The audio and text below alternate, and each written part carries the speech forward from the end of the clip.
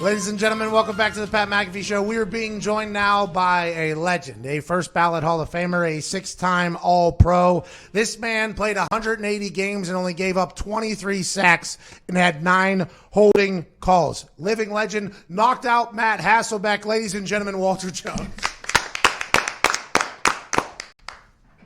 Oh, no. Poor connection. Yeah. Oh, no. We'll try. We had him, though. We had him on the TV there.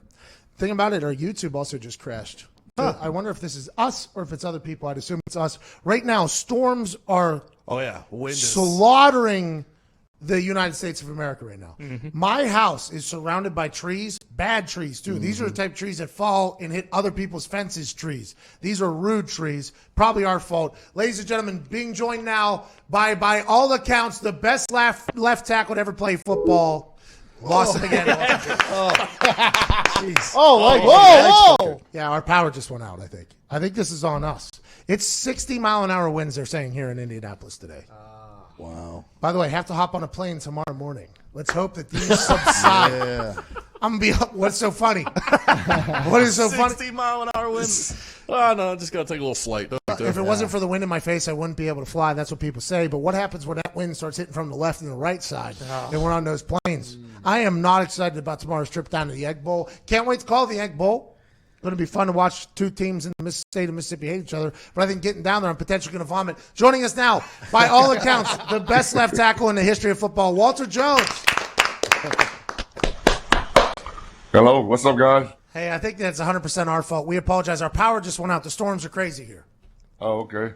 Hey, we hear me good? Yeah, we're good. We went out like Matt Hasselbeck whenever you slapped him in the face in training camp. Hey, what happened there? I've heard the story from he, and I heard you tell the story. He was like basically he was shutting the door for a training camp good time in a dorm room, and you felt obligated to represent for the rest of the team. You had to slap him in the face? I had to. It was mostly the offensive linemen the last night in training camp, and Matt room was literally, because the dorm was like a circular dorm, so Matt room was right out of the elevator, and that was the majority where all the room was.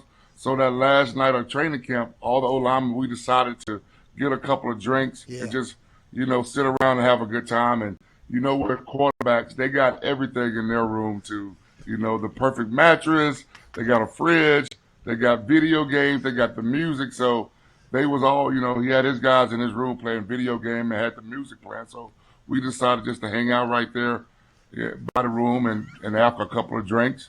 And without him saying, hey, guys, I'm going to bed, he just closed the door. Not good. And I was like, man, if I had a key, I would go in there and slap him for doing that.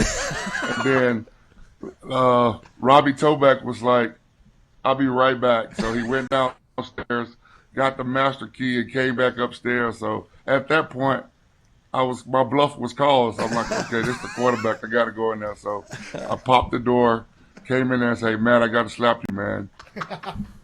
And, well, at that point, what do? You like, I got to take the slap. Just the thought of this all happening, though.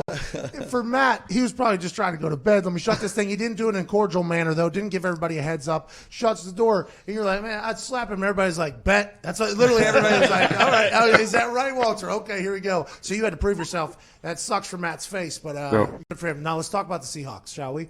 In Washington, they have a Walter Jones Day, as they should. A lot of people say greatest left tackle of all time. I don't watch enough film to say that, but if the people who are smart at football are saying that, you deserve the hell out of it. That Seahawks team right now seems to be coming together right now. What do you like about what they've done? And it also seems like that defense is maybe starting to play good football too.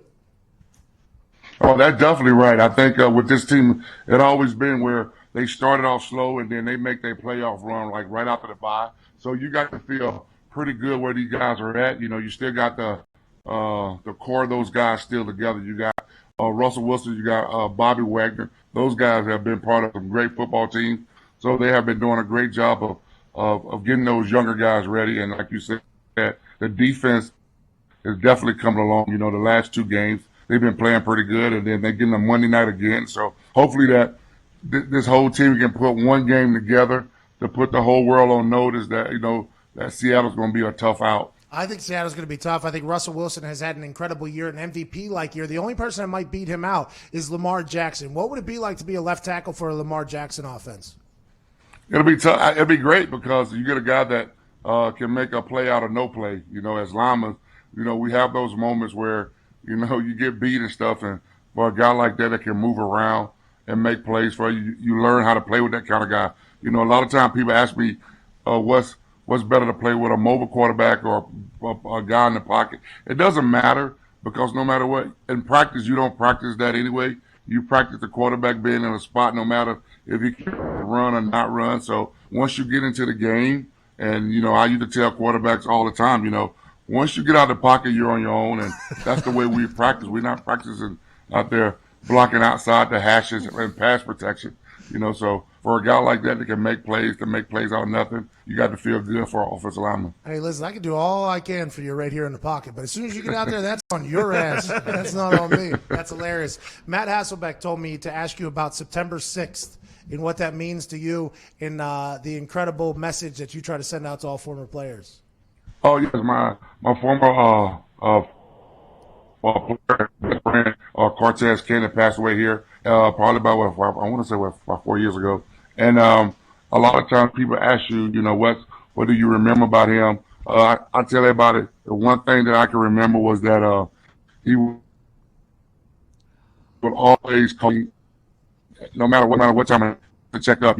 I was in Seattle, and he was down in Florida at the time, and it could be a 1, 2 o'clock call in Seattle time. You thinking to yourself, like, man, what this man wanted this time of night? And he would just want to call and check up on you, just seeing how your family doing, see how I'm doing. So from that standpoint, I wanted to start this initiative where it was 96 check, and basically calling guys that you play with. A lot of times, once we retire, everybody's doing their own thing, and sometimes your best bonds are those guys that you go to practice with every day, because majority of the time, those are the people that you are with more than even your family. So you build these bonds, and once you leave the game, a lot of times everybody go live their own lives. So for me, I just wanted to remind guys, don't forget about those guys. And so every year I do this 9-6 initiative where it's September the 9th, and September the 6th, and that's Cortez number 96.